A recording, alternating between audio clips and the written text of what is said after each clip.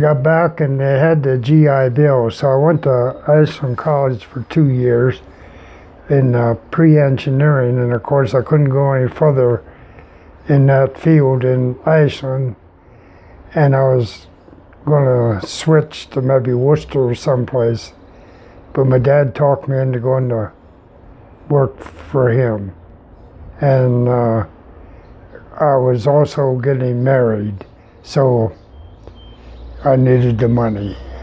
So I didn't go anymore to school, but I worked for my dad for quite a few years. And then my brother and I went into business with him, and we changed it more into steel fabrication. And we got as high as maybe 25 employees.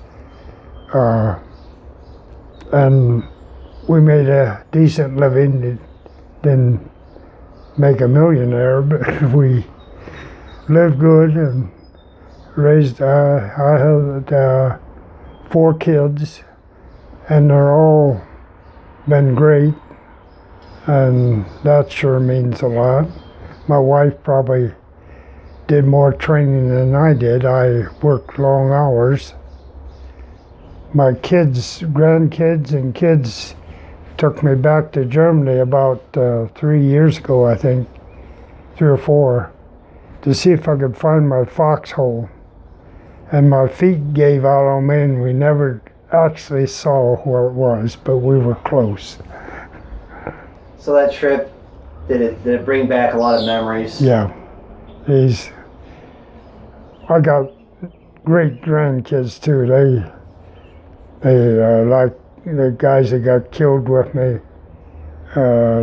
They looked up and found their grave sites, but they haven't found my buddies yet.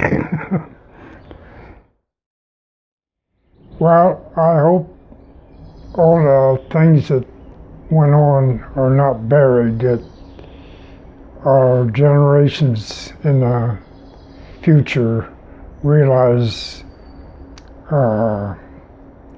what we fought. Well, it's W2 or WW1 and our revolution and those wars. They shouldn't be forgotten.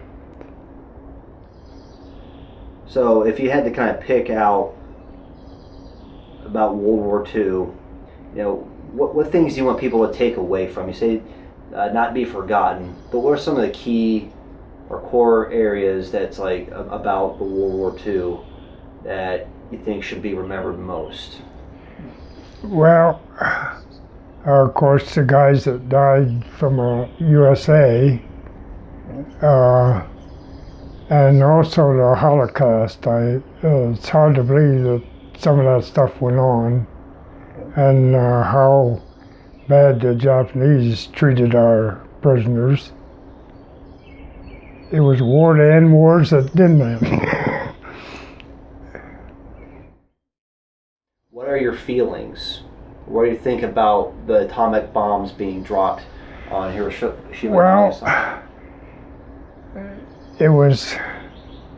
I think he did the right thing.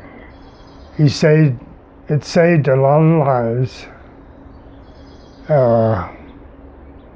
It's hard to realize how nasty that was, but it did end the war. And I think it was the right thing at that time. Do you think it's possible to forgive our enemies of World War II? Yes. I basically have. I wouldn't buy a Japanese car for a long time. I haven't bought one yet, but I think time heals.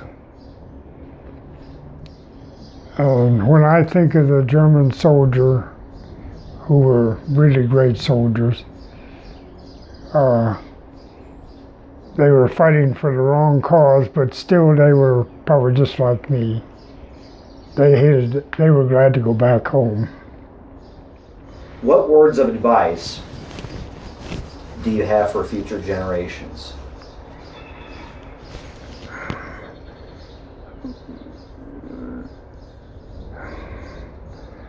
I just hope they keep what this nation stands for.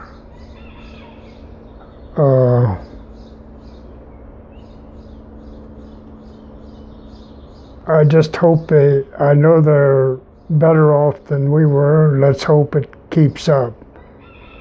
You keep thinking, boy, the bubble's gonna bust, but it seems as though the kids coming up are taking over and they'll do all right.